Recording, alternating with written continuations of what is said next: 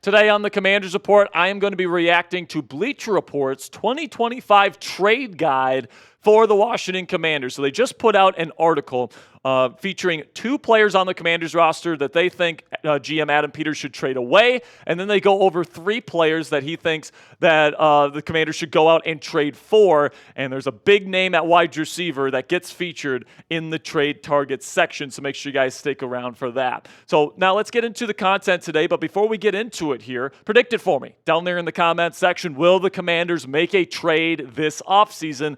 And if they do, who do you think they trade for? Do you think they go get Myles Garrett? Do you think they get Deebo Samuel? Do you think they get somebody else? Let me know what you guys think down there in the comments section.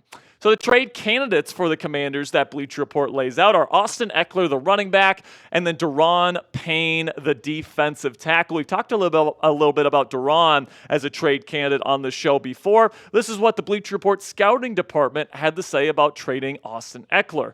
Austin Ekeler could be dangled in trade talks. Brian Robinson Jr. showed he's the top back in their offense this year. However, a 30-year-old running back who suffered multiple concussions in 2024 isn't likely to draw a return. Then when it came to Daron Payne, this is what they had to say. The Commanders could opt to shop Daron Payne.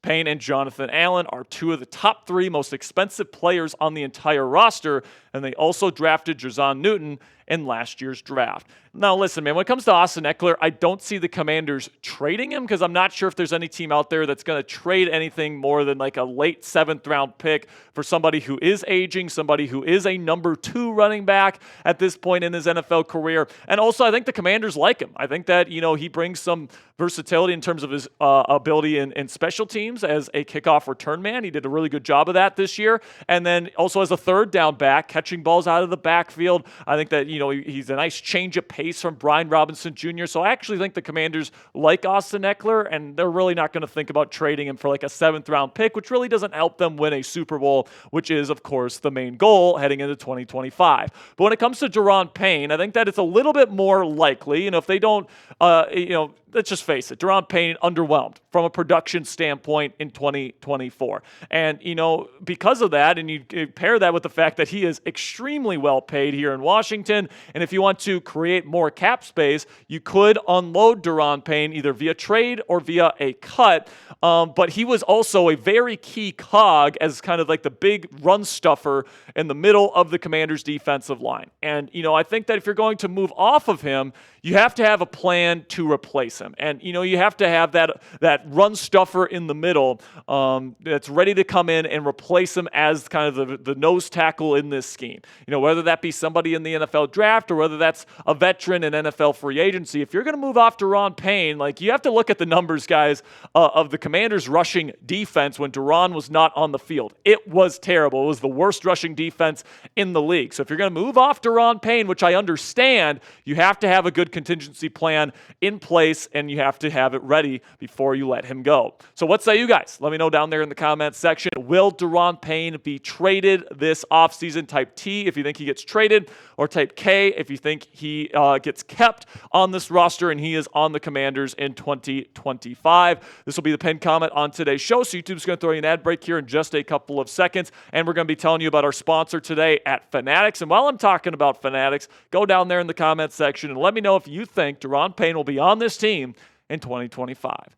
And with that, let's have a word from our sponsor here at Fanatics, where they have Jaden Daniels jerseys available for purchase, and every single color that you guys can think of in terms of the Washington Commanders. You can get the burgundy color that's on screen right now. They got white. They got a bunch of different stuff on there, guys. Bunch of great Jaden Daniels and Washington Commanders apparel from our friends at Fanatics. But when you guys use our link, chatsports.com/Daniels, that's going to take you to a link to buy a Jaden Daniels jersey today. And if you click on that link and then you make a purchase, Fanatics is actually going to send part of the proceeds our way. So it helps out our channel, helps us buy new equipment and improve our graphics and all that great stuff, guys. So if you don't have a Jaden Daniels jersey yet, I promise you it's going to be a great investment that you're going to be able to wear for decades on end here as a Washington Commander fan. So you guys can get it going right now and help out our channel by going to chatsports.com/Daniels and getting your brand new Jaden Daniels jersey in your closet today. Then the 3 trade targets that Bleacher Report suggests that the Commanders should go out and target this year. DK Metcalf of the Seattle Seahawks, that's the big name here. But then some other options, Jonah Williams, the right tackle from the Arizona Cardinals, and then Christian Kirk, the slot receiver from the Jacksonville Jaguars. So let's start with DK Metcalf here, and let's start with what they project as the trade. All right, because they think that what it would take to get DK would be a first-round pick, specifically this year's first-rounder at number 29 overall. All right, and this is what the Bleacher Report scouting department had to say about going out and getting DK Metcalf. The Commanders are in the most enviable sweet spot with a dominant rookie quarterback just now starting his rookie contract.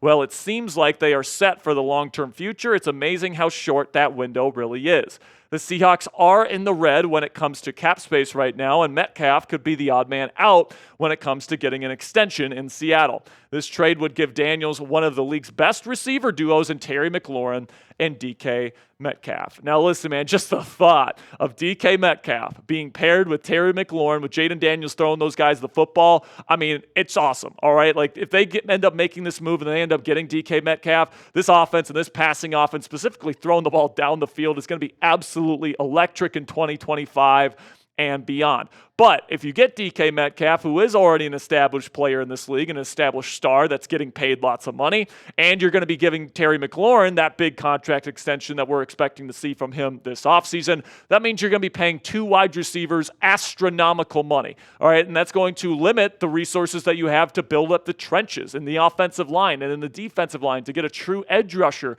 and to solidify the secondary and all the things that the Commanders need to do. If you get DK Metcalf and you give up your first-round pick in order to do it, and you might have to give him a new contract as well, I mean, that is a lot of money being allocated to the wide receiver position. So as fun as it is to think about, I don't know how realistic it actually is, because I think I'd rather use that first-round pick this year to go out and get a guy that is more of a position of need for the Washington Commanders, and that is number 1 edge rusher, and Myles Garrett seems to be being made available. Now, the Browns are putting up a front saying, we're not trading Myles Garrett. They're just trying to, they're playing games. They're trying to get the best possible deal for Garrett. And, I don't think it's going to be as simple as going out and trading just 2 first-round draft picks, but that's what I'm going to have here. In terms of what I would trade. I would trade 2 first-round draft picks for Myles Garrett, and I think that would be completely worth it because this team needs a true number 1 edge rusher, and right now they don't have one, and Myles Garrett is not only a true number 1 guy, he is the true number 1 guy. He might be the best edge rusher in all of football, so I think that Garrett would make the biggest possible impact on this Commanders defense for the 2025 season, so that's why I'm willing to go all in on Myles Garrett. But when it comes to DK Metcalf, would you accept this trade? Keep in mind here, if you accept this trade, that means most likely no Myles Garrett. So type A if you would accept and bring DK Metcalf to the Commanders, or type D if you are going to decline this one. Let me know what you guys think down there in the comments section. When it comes to Jonah Williams, this is what the Bleacher Report scouting department had to say about targeting him. Jonah Williams would have to be considered an upgrade at right tackle over Andrew Wiley. He's a strong pass protector and is still just 28 years old. And, when it comes to replacements for Andrew Wiley at right tackle, I would accept Jonah Williams. He's perfectly fine. He had a good season with the Arizona Cardinals this year. I think he was ranking around middle of the pack in terms of the PFF grading this year. But I don't know if Arizona is going to be trading him. Unless they take like an offensive tackle in the first round of the draft this year, and that's their plan, I just don't know if it makes a whole lot of sense to unload a player that had a good season last year for them. And, that's a bad offensive line right now. Unloading good pieces and 28-year-old kind of younger pieces on that offensive line, I just don't know makes a ton of sense for the Arizona Cardinals right now. So if he becomes available, I'm in, especially for the right price, but I'm just not sure if that's going to be the case. You guys can see here his PFF grade ranked 37th out of 81 offensive tackles last year. That's pretty decent for Jonah Williams, given where he was before his time in Arizona. And, the dead cap for Arizona, if he's traded, is $10.5 million. So you have a good player on your roster right now, one of your better offensive linemen, and you're going to trade him away and take on a $10.5 million cap hit in order to do so. I just don't know how much sense that makes for the Arizona Cardinals, so I don't think this one's a realistic possibility for the Washington Commanders. Then you get to Christian Kirk, the 3rd player that Bleacher Report suggested for Washington here via trade. He's not my top option, guys, and the reason for that is he's kind of hampered in terms of being a slot-only guy, in my opinion. He can go outside. He's just not nearly as effective, at least when I watch him on film here, guys. And, he's very good in the slot, and he's a very talented slot receiver. But, and the Commanders could certainly use one of those, but I'd rather have somebody with a little bit more versatility, somebody that's better on the outside than Christian Kirk actually is at this point in his career. Plus, you'd have to give up draft capital in order to trade for him. Plus, you're going to have to take on the contract that he's currently making. And, I just don't know if this is the path that I would take if I were Commanders GM Adam Peters. All right, that'll be it for today's edition of Commanders Trade Rumors. Type those real ones down there in the comments section if you haven't already. If you made it to the end of today's show, it really does help out the YouTube algorithm when you make it to the end of our videos, guys. So thank you so much for making it to the end. And don't forget to click that subscribe button because we got extensive Commanders offseason coverage, trades, draft, free agency, all that great stuff. We're now less than a month away from the start of NFL free agency, guys. It's going to be coming up on us fast. So make sure you click that subscribe button right now for the latest news and rumors updates surrounding NFL free agency.